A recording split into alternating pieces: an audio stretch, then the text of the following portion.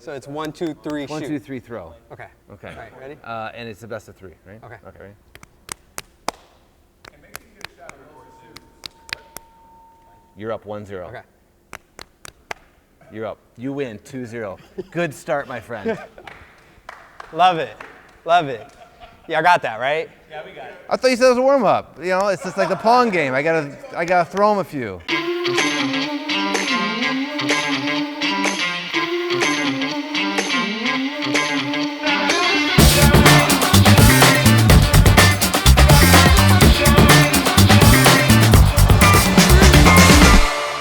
Hello, everyone. Welcome to Closers Coffee. I'm your host, Carlos Figuerella, and today I'm excited to introduce our guest, Clint Runge. Clint is the co-founder of Archrival, a creative agency with an expertise in youth culture. Clint works with top brands like Redbull, Adidas, and Spotify. Clint is an alumni from the University of Nebraska. He's also a TED Talk participant and is a paper, rock, scissor champion. Did I say that right? That's right. Okay. RPS is that's what we go by in the industry. Okay, great, man. Well, thanks for being with us today. Thanks for having me. Yeah, we've gotten a chance to talk over the last week and a half, kind of learn more about you. And for our audience out there, why don't you tell us a little bit about Archrival, the things that, what you're doing, who you're working with. Sure. Yeah, great. Well, at its core, Archrival is a youth culture agency that reinvents how brands win the hearts and minds of young adults. Brands generally come to us when they want to go against the grain of traditional marketing to build brand love, loyalty, and sales with teens to 20-somethings. I always like to say we have two different types of clients, right? We have these super cool clients like Redbull and Adidas, Spotify, brands that for the most part people know, people love. I feel like it's always our job to introduce them to new audiences. We have a second type of client. It's usually somebody not as culturally cool, I guess, if I could use that term. But they desperately want to connect with young adults in some way. But maybe it's historical bad marketing, maybe they whiffed on products and services, or maybe just no one knows about them just yet. Whatever it is, they need help going from where they are today to being more relevant tomorrow. It's usually a bit of a process, but that's what Archrival does, take them through all that. Got it. And so you're a full creative agency, so you work on digital, field activities, and kind of all in between? Yeah, our real home runs, our three buckets are insights, field marketing, and the experiences that exist out there. And so talk to us about the manifestation of the company. How did Archrival begin, and what was, that experience like? Well, Archrival is 22 years old, okay? So in many ways, we've been many different things over time, and your listeners all understand that when you're a startup company, you keep evolving. Yeah. And I think one of the mantras of Archrival is that you are always changing. So Archrival started in architecture school. My business partner at the time, Charlie, and I were going through architecture programs. And there was something along the way where I realized that where the future of architecture was going was just not something I necessarily wanted to be a part of. There's a real hierarchy, a top-down mentality. And it seems like if you wanted to do anything really great in architecture, you had to wait 20 years.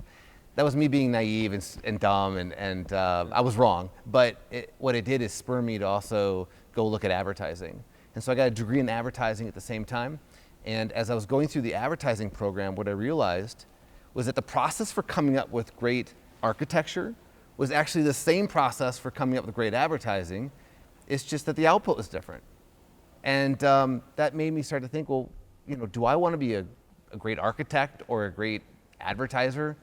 And I think what happened was I realized, no, I want to be great at the creative process. And whatever the outcome may be, whether it's architecture, advertising, or something else, I want to be able to do that. And that's what Archrival has been over the last 20 years. Whatever the problem is, Archrival is designed to solve that. And so talk to us about the early challenges. You went from looking and selling architecture design to now this full creative agency.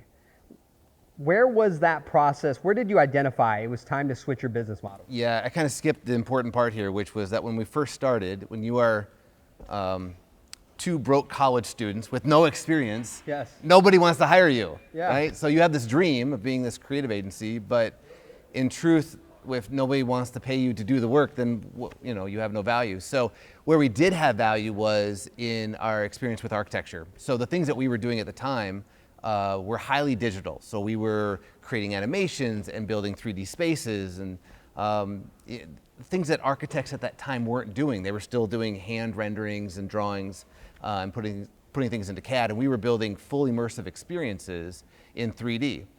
So we had a skill set right at the beginning that was of somewhat value. And so our first couple years was really understanding the design game, but it was helping other designers visualize their work. And that was a struggle because as designers and creatives ourselves, we have our own aspirations of what that could be. So we had to make that sell early on that we were doing that work, that skill set, and then earn the trust to transition that to someone finally believing in us. I'll just let you guys do the design from the beginning. That isn't easy. No. Right? You make it sound easy, but nonetheless, I'm sure that was a lot of sleepless nights. No, it was brutal. We were like starving artists. Yeah. You know, you've heard that term, but it's literally what it was. I remember getting one of our first paychecks for like, I mean, it might have been for like $320. But we thought this was like, oh my gosh, you can make this kind of money? Like Yes. someone pays you money to do this stuff? We had designed a logo or something like that, something very simple. But that moment, that first check, was enough to build the confidence to be like, well, let's go do it again. Yeah. And it took a lot of knocking on doors, convincing people to give us that chance. That's awesome. And so Archrival has some pretty strong partnerships. Talk about partnerships early in the day and how have they matured over time to these bigger brands that you've been Sure. partnering with. Well, in the beginning, when you're a starving artist, you do anything for anybody, right? Yeah. That's like the game. It's one, we weren't nearly as talented as we thought we were, so we had to actually become more talented. But two, like, bring on the challenge, and we're interested in it. So we did everything, and of course, most people understand that you want to specialize and have an expertise. That's how you get ahead in business, because then you have something to value. We were a generalist, and we realized we need to become specialized in something. Now, one of the biggest things that set us back was our youth. The fact that we were inexperienced often seemed to be why someone wouldn't trust us. And Wow. we realized, we felt like we do know something that these other generations of business owners and CMOs, that's something they don't know, is we understand how to talk to young adults. So we looked back across everything we had done, this is 5 years in.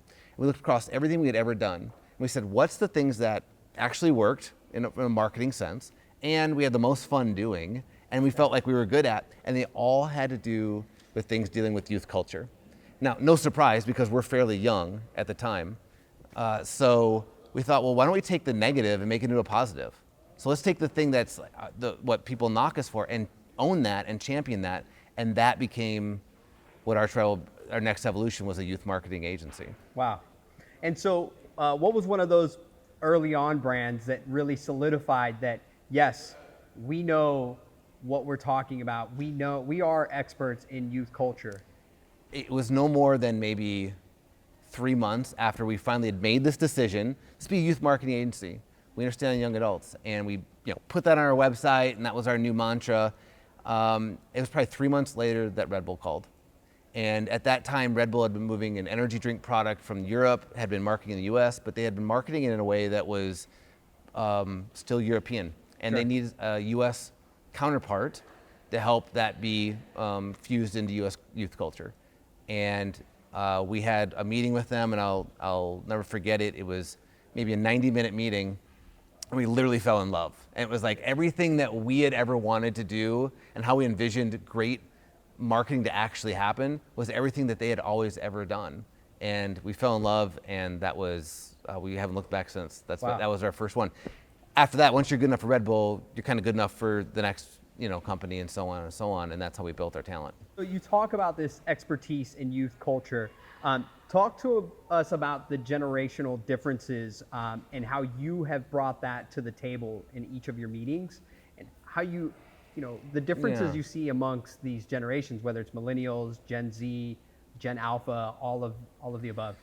Yeah, it's interesting. I think generational marketing of itself is a little bit of a religion in some ways. It's like, do you believe that based on when you were raised in a culture, that you might have a set of certain belief standards? And all the research and all the science will tell you yes.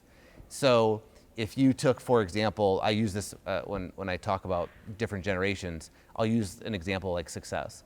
So every generation in America wants to be successful, but based on when you were born, you view success totally differently. So like my dad, who is an older boomer, if you talk to my dad and say, what's it mean to be successful in life? You will hear words like consistency, loyalty. You know, if my dad could get us all together and provide food for the table, that was success. But then you talk to a Gen Xer about what it means to be successful, you won't hear any of those words. You'll hear a completely different set of language. You'll hear it actually reflected in the collection of things. Like they want, if I could get the biggest screen in an awesome man cave downstairs, if I could build my man cave, that would be a sign of success. And then for millennials, it changes about the collection of relationships, both quality and quantity. It's all about, you know, not the things in the world that matter, it's the relationships that matter in this world. And then you get to a teenage day or Gen Z, and you'll hear it expressed differently about achievements. What can I do? What can I change about this world?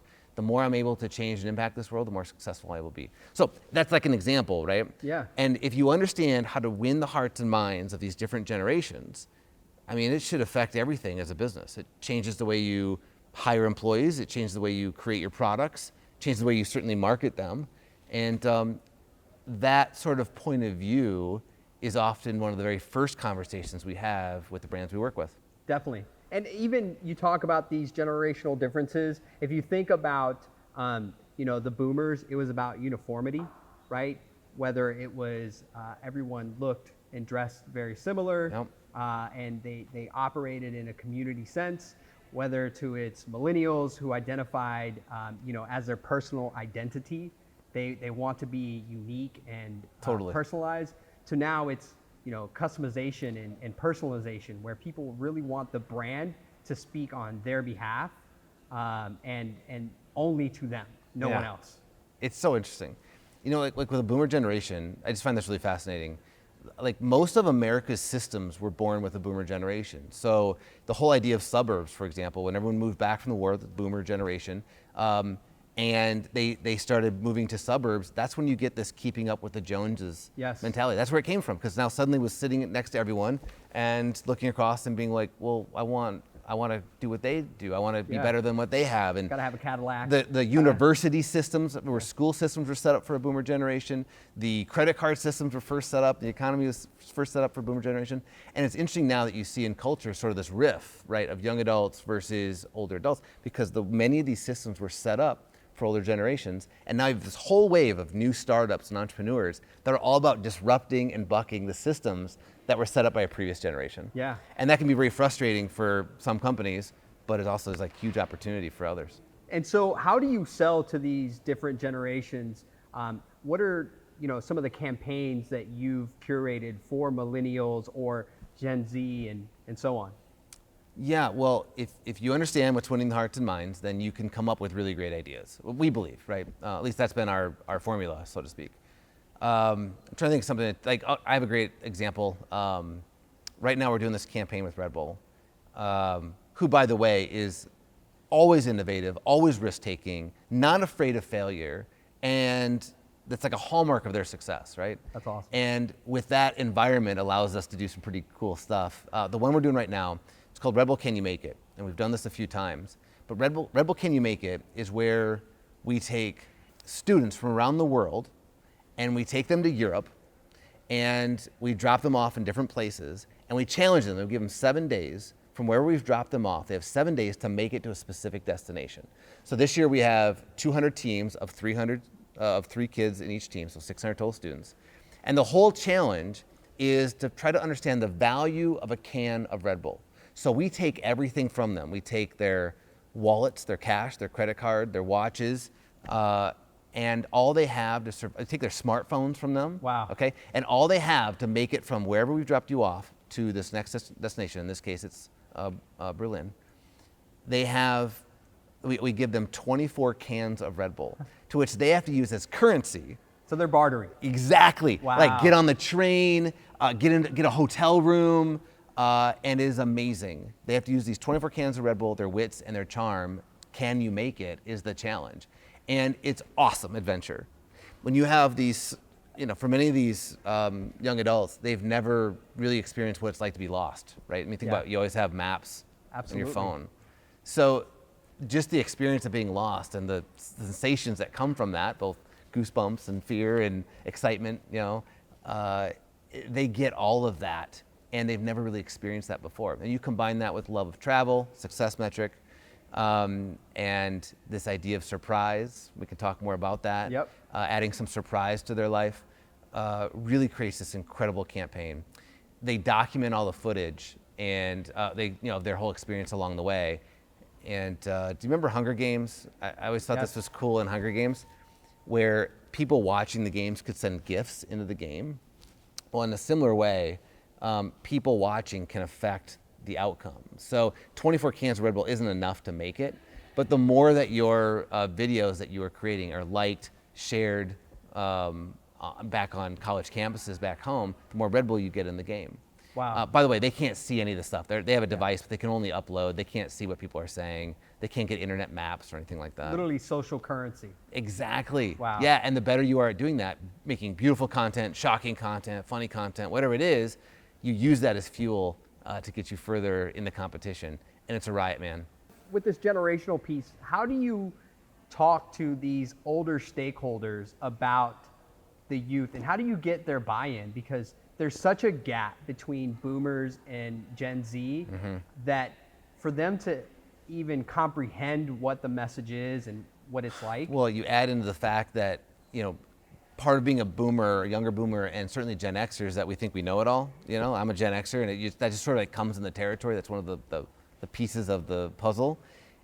So it makes it very hard, because people who are in positions of marketing budgets, making decisions at companies, kind of feel like they know what it's like to be young. I mean, we've been able to stay younger longer, right? Like getting older at 40 isn't the same as it used to be. So people feel younger, they feel like they know what it's like to be young. But once you actually sit down and show them, hey, here's what dating life is like as a teenager now. Here's what they think is funny. Here's what they're actually laughing at. Here's how they poke fun about your brand. Here's what their aspirations are. And you realize it's like 180 from the way I see the world. That opens the door then for conversation to say, okay, so let's rethink some things. Last question around the generational differences is, when you're bringing these campaigns together and you're, bringing them to life, what are some of the metrics that you really focus on to ensure that, it's sustained, it's valued, it's ongoing, and that, you're constantly evolving with these campaigns? So this is probably a real struggle that almost everyone is having. How do you measure the effectiveness of what you're putting out there? And the reality is, the one metric has to always be sales of some kind. It's got to be something like that. Maybe it's a loyalty club sign up, but you know how many sales you get off a loyalty club sign. So it's always got to come back to sales. And I think a lot of brands and agencies, for so long have gotten away with more vanity metrics, which is how many impressions did we get? How many people liked my post or whatever? And I think those days are gone. So now brand marketers and CEOs, like everyone's under the gun. Every quarter, people are getting fired if they don't produce results. So the world of which it's like, let's take this much time to build a brand seems to have disappeared. And now it's like, you got this much time to build a brand and get sales from it. So the programs that I think if we look back 15 years ago that we were doing, the campaigns and programs, they were designed for long-term impact. And now the ones that we're doing, they have to have a shorter turnaround. Like they have to be able to move product more quickly, or prove that it could move product more quickly. And I think that's a challenge, because some of the artistry can be lost, some of the creativity can be lost in that. And I believe very passionately that great creative can make an extreme difference in an outcome. So what do we try to measure? Sales. But it's difficult to do, but at the end of the day, if we're not measuring against that, a campaign budget will probably go away. Definitely. Awesome. And so kind of touching on one of my favorite subjects, as a sneakerhead, you've worked with Adidas pretty heavily. Yeah. You have a strong partnership there. Talk to us a little bit about some of the campaigns you've done, some of the different activations, and maybe even highlight some of the sneakers that you've helped launch. Our best work, well, when we first started with Adidas, some of our best work out of the gate was with Boost. Boost, of course, now I'm going to get on my sales, rampage about Boost, but Boost is incredible technology, and it's something that Adidas has built the platform of the company on going forward because it works. And the results that their athletes are getting, the results that their common customers are getting have been amazing. We're asked to basically make Boost a reality across youth culture. And we do that through a number of ways. We do that in retail centers, we do that on college campuses, we do that in the wild and on social. And ultimately it's all about bringing that all together. People have realized that Adidas is changing the game when it comes to sports, fashion, and culture. Yeah, I watched the James Harden campaign that you did. And for our audience out there, you helped bring a NBA-like all-star game to an intramural game at ASU. Yeah. And so talk to us a little bit about that. We were chatting earlier, but I thought that was really cool. Maybe your viewers will know this, but ASU is renowned for its intramural programs. If you go play ball, if you're a baller and you go play in the intramural programs there, I mean, it's like playing in Division I at times. Like, these players are really good. So when, and if you think about Harden, who is from ASU, if you think about how do you want to treat the next generation of athletes, some of the things that would come to life is that there's a belief system among them that they can be great, and they can be. It doesn't mean they're going to be in the NBA, but they can be great. So we thought, well, why don't we go to the place where some of the greatest amateur athletes are, and happens to be kind of a backyard for Harden, an old stomping ground, that we could up-level this entire experience. So the intramural championships, which is a heck of a game, by the way, we treated it just like they were in the NBA finals. And it was awesome with the announcers and speakers. And of course, they all had the latest drop of the Hardens. And then, of course, seeding their whole fan base as well to come watch the game. Most people aren't there to watch the intramural championships, but because of this event, it's like packed, right? Yeah. It's such a cool, unique experience for those amateur athletes. That has a ripple effect, Now that ripples effect to other athletes and other campuses. And so even though we make an awesome experience for this one spot, one time, we find that a really great experience like that tends to have impact of waves all over across the entire sport. Just watching their excitement, their faces as they're running through the tunnel. Yeah. They got the lights and the smoke.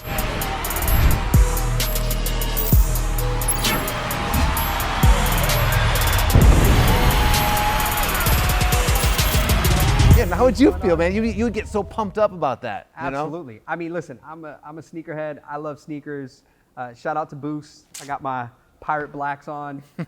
But I think that it would just be a great experience to take a pickup game, essentially, and then just turn it into this NBA-like presentation. Absolutely. I'd probably ball out on the court and... Oh, you'd come out and jack up a three immediately because you'd be Yes. so pumped up about it. Yeah. No, and that's, repeating that, not just that exact same experience, but repeating that feeling, right? That when you're wearing Adidas product, you're at another level. And, whether that's in culture or sport, that you feel like you have the confidence that you didn't have before, how can we repeat that over and over again? And that's the experiences we try to do. Awesome. Well, I did bring some sneakers for us to check out. What so you got back here? Hopefully we can, first and foremost, shout out to the ultimate sneaker book, right? This is the Sneakerhead Bible, right? That. We'll put that down. But What year is that, by the way? When did that come out? It's Looks fairly recent. fairly recent. Yeah. Okay. Shout out to the wife. Great. She get that for present. you? Absolutely. My wife knows me very well. Good for you. So you mentioned Boost, right? So I got a few pairs here. Is that box actually true? Is that what's actually inside? I'm gonna let you find out. So here's another pair. I'll let you kind of open up. So we got some Yeezys here. Okay. What you know about Yeezys? Oh man. Yeah. Yeezys have literally been one of the smartest collaborations that Adidas has ever done. Their actual, oh, look at you. You know, listen, we Can I show this off? please. Look. Look 350. at that. Got the 350s, but you know, we got some 700s as well. Shout out Yes. to Kanye. If Kanye's watching. Much love. Yeah, I don't know if people probably understand the value of this product that we're holding here in our hands, but this is a hot commodity. Yes. Which is a tribute to Kanye, really, for creating a culture where it's not about him, but it's about the attitude, right? That you can do, the confidence I was talking about, that you can overcome, and that you can have the confidence to do it your way, your own style, and who cares who tries to put you down? That's like what these mean. And when you wear these, even if you don't, like Kanye, it doesn't matter. When you wear these, you feel that way. Absolutely. And the Boost is super comfortable. Yeah. Right? Boost is where it's at. I do love the 700s. More of a dad shoe, but very comfortable. The 350s, those just feel like a glove on your Yeah, feet. no, this is a great silhouette. Like most people probably look at that and they're like, really? That? Yeah. But when you put them on and you get the right fashion sense, I mean, that turns heads. Absolutely. Yeah, these are definitely Well done. uh, I could take all this home, right? Absolutely. That's what this is, Yes, like a party this gift? Kidding. so we'll just kind of rock these Oh, up yeah. here, Make a you nice know? little VM display here. Yeah, keep those right there. But cool. So kind of switching gears on us. Yeah. I want to talk about this trip that you took out to India. Sure. So you were pretty reluctant to make a trip out there. You were being asked by one of your coworkers or friends. Yeah, one of my friends, yeah. So talk to us about that. Yeah, so it's interesting you bring it up because it's such a, you get into your world, right? Whatever business it is, whatever it is that you're doing, you kind of get in your lane. It's easy to put up the blinders and see what's going on in the rest of the world. Certainly true for me. That's just the reality of being a hustler and entrepreneur, and you're selling, you're trying to keep afloat, right? Try to survive, so you do what you can. Yeah, my friend Ryan, he's a pastor, really was doing incredible work in India, and of course I spent a lot of time there and seeing some of the challenges of that, of situations that are over there, and really wanted me to go with him to see it. Because that's what good friends do, right? I mean, they help you see the world in different ways. And to your point, I said no several times because you get busy. I got things to do. Life's in the way. Yeah, I got other things. And honestly, the idea of going to India is a long ways away. And it's just not a priority for me. But he finally convinced me, and I'm glad he did. So I take this trip to India just to go experience what it's like over there. And there's actually a business over there business owner that he wanted me to meet and thought I could maybe in some ways help even.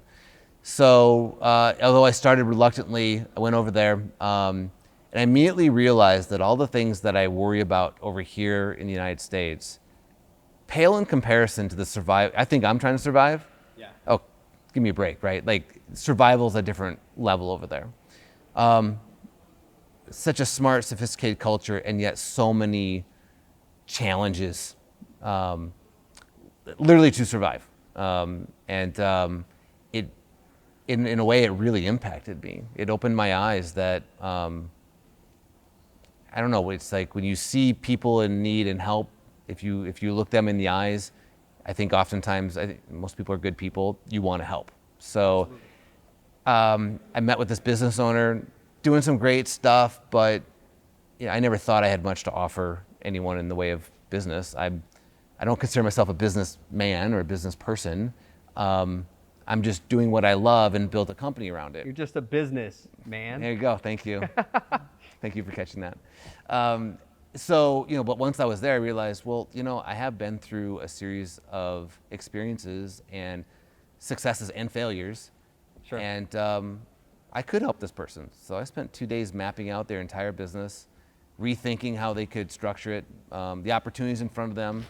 And, we formed a really great friendship out of it. And so I left thinking it was over, but we became friends and we check in on a regular basis. And, we even ended up hiring some of their employees to help do work for us because they're so good at it.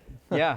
And so this partnership, there's some deeper layers there because they actually are powering the church in Calcutta. So essentially the success of that business was contingent, or excuse me, the success of the population was contingent on success of this company. Yeah. So there's a community that they support, and that community it needs as much help as it can. And this guy built his entire business based on not all, but majority of the profits, more than what we would consider, going towards helping this community. Wow. And that's pretty impressive. Think about how people here would start a business, be like, look, profits are not the goal. The goal is this group of people. Yeah, the community. It's impressive. I mean, that opened my eyes. And I'm like, oh, I'm trying to sell Yeezys, and make a profit. And they're over there trying to survive, helping other people. It just impacts you. And it's really, forced me to rethink some things at Archrival. That's awesome. And kind of to wrap that one up, you went in with a completely different mindset than you came home with, right? You went in there. 100%. I went there reluctant, maybe even a little annoyed. I went busy, but I came back changed in some ways. And sure. I think anyone who's had a very powerful experience where you've seen a completely different type of life, I think that opens people's eyes. It did for me. And now I encourage everyone. It's like, if it doesn't have to be India, but just go see how other people live. Absolutely. And maybe you'll be compelled to help. Definitely. Yeah. Growing up, my father was in the military, so I got to travel and cool. see other different places. And, those experiences really do open you up. I'm from Puerto Rico, but I have family in Dominican Republic. And so, going there and just seeing the differences, and it's only a 90-mile distance. That's easy to get. Do you go there much? I do. Yes, yeah. I do. I have family still in Dominican Republic. Oh, cool. And so, go visit pretty frequently. But just seeing, that at the end of the day, it is a third world country. Yeah. And there are people that just don't have the means to really uplift themselves nor a community. It's humbling. It makes you appreciate the ability to sit here and talk about business in a different angle, and it gives you the ability to think about how you can give back. You know what? On that note, even if you think you have nothing to offer somebody else, you have confidence. You have more confidence in yourself than what other people have. And if you can share that confidence and build that in someone else, that might be the win right there. Absolutely. Yeah. Awesome. So next topic I want to talk about is we mentioned at the beginning of the show, you are a keynote presenter at a TED Talk Lincoln, correct? Yep. And so I watched it. Amazing keynote, but there was some interesting dynamics to it. For our audience out there, I suggest you tune in, check out Clint's TED Talk. Yeah. But discuss behind the scenes a little bit. You pivoted in that decision and made some changes last minute that came as a surprise, which we'll talk about, but it was a surprise to them and surprise to others. Yeah, I went into it thinking, I'm sure your viewers are familiar with TED Talks and TEDx Talks. Always really great, really compelling. Always wanted to do one, and got invited to be part of to do one. And I went in thinking I knew what the topic was. I was like, here's what I'm going to do. I actually wrote an entire talk around it. I had been prepping for it, and I don't know. Maybe this is good or bad, and maybe a lot of your viewers have the same thing where it's like, is it good enough? Is it good enough? And you're always, I think sometimes when you put things on paper, you realize, okay, that's like level one, but I got more in me.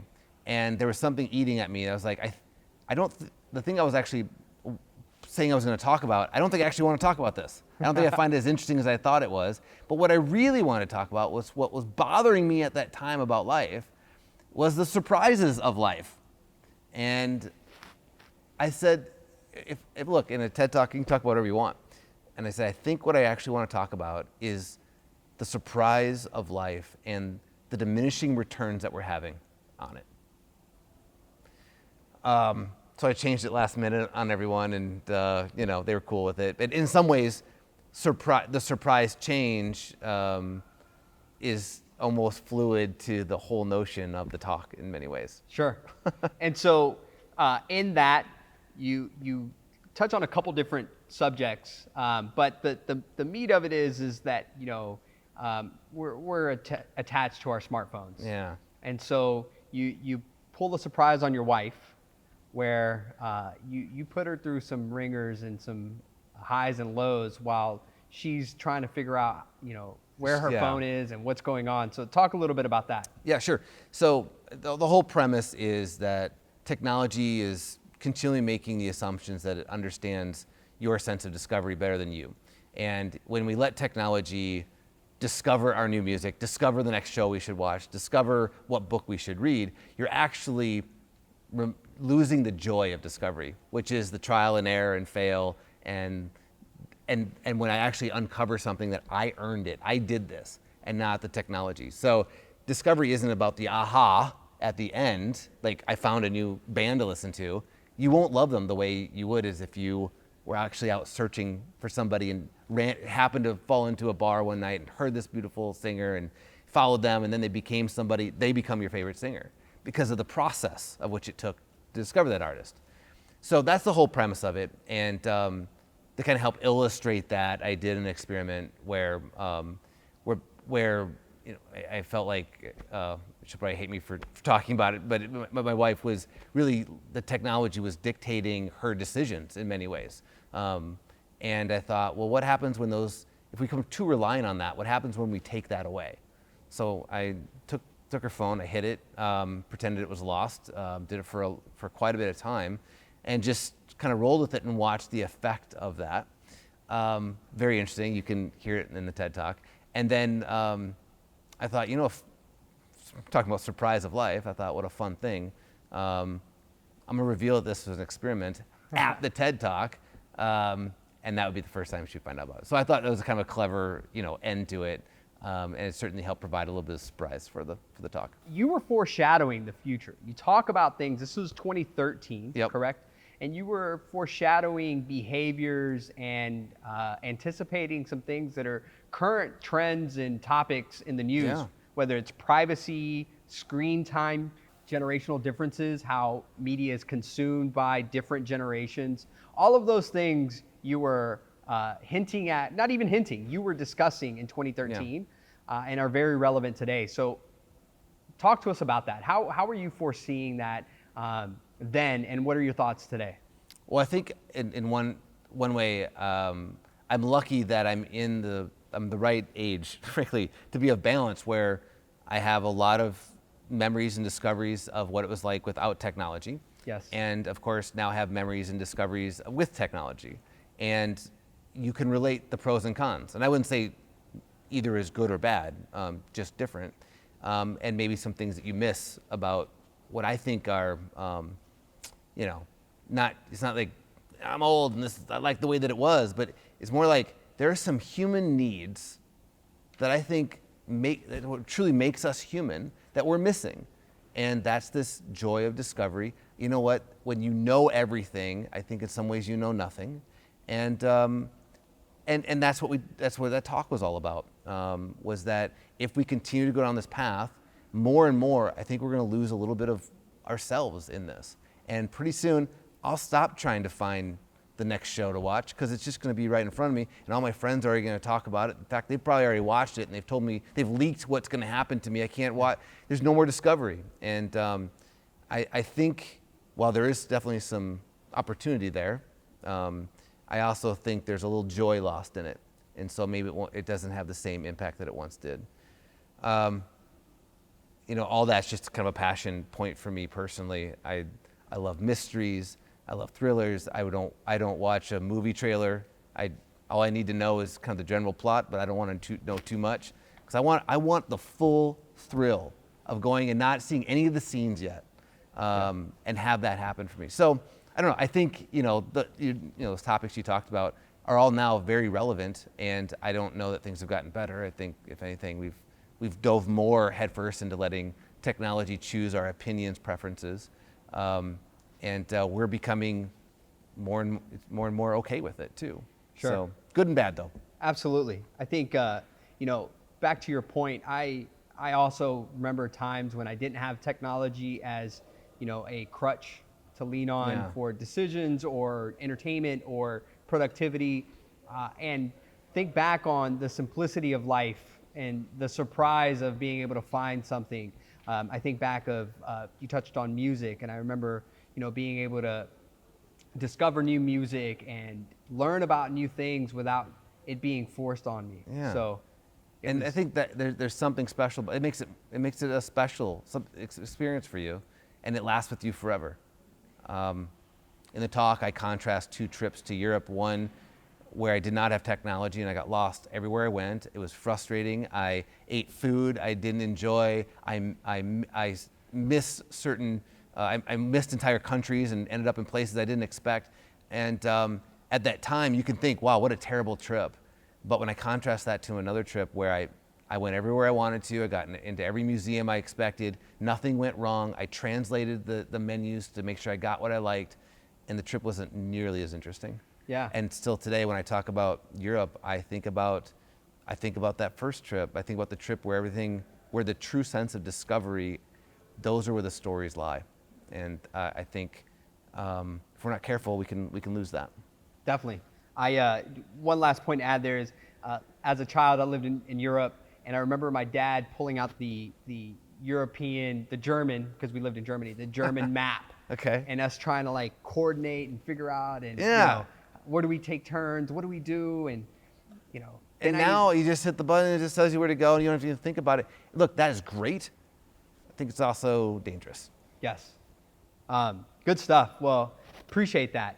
So for our next segment, we're going to talk about getting loose with it, right? Okay. So you're going to tell us a little bit of a crazy or funny story. But I want to talk about risk. Okay. Because you have a different approach to risk. So before we get into the story, tell us a little bit about your philosophy on risk.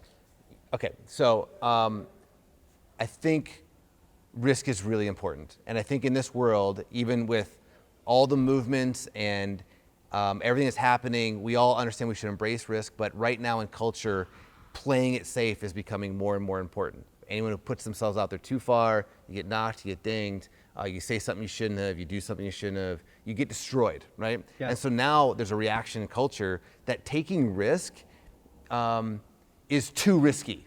And when I think back to the brands and people that I admire the most, they're the ones who are not afraid to take smart risks.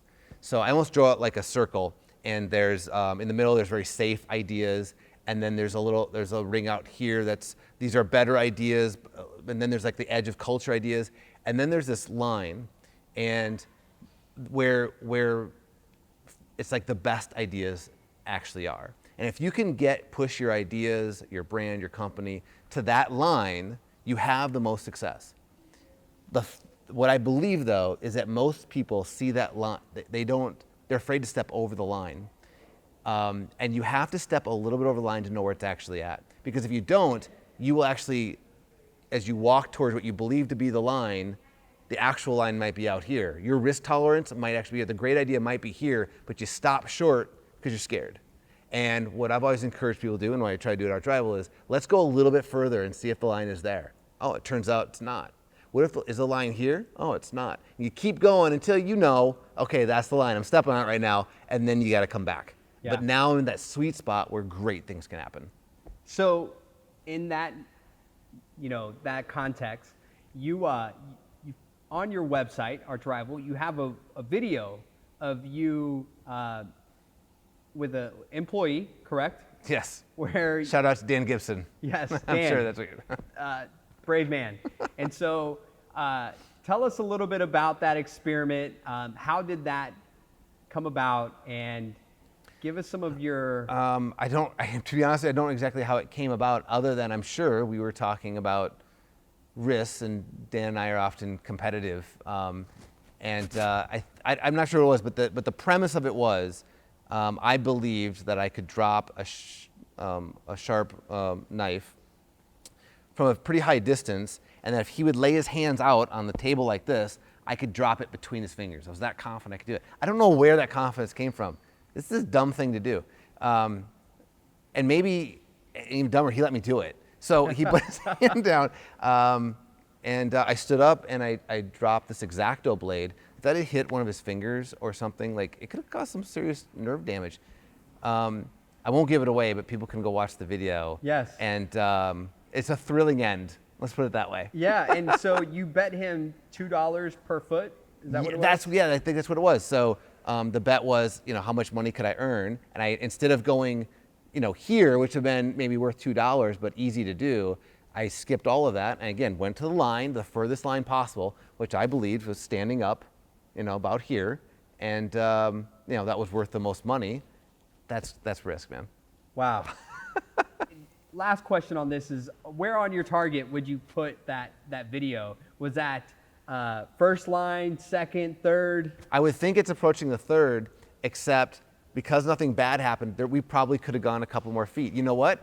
I'm going to try it again. Yes. So when we're done with this, I'm going to go back to Archrival. We're going to take it another 2 feet. Let's see if we can cross the line. Okay. Watch out, Dan. Dan, I'll either be shaking your hand or giving you a high 4. You may lose a finger, but worth it. yes, yeah. Awesome, man. Well, Clint, I really appreciate your time. Yeah. Thanks for stopping in at Closers. Really talked about some really cool stuff. You shared some great stories, shared some of your vision on, how to speak to the next generation. And I'm confident our audience is going to enjoy this. So for those of you out there, thanks for tuning in, and we'll catch you next time.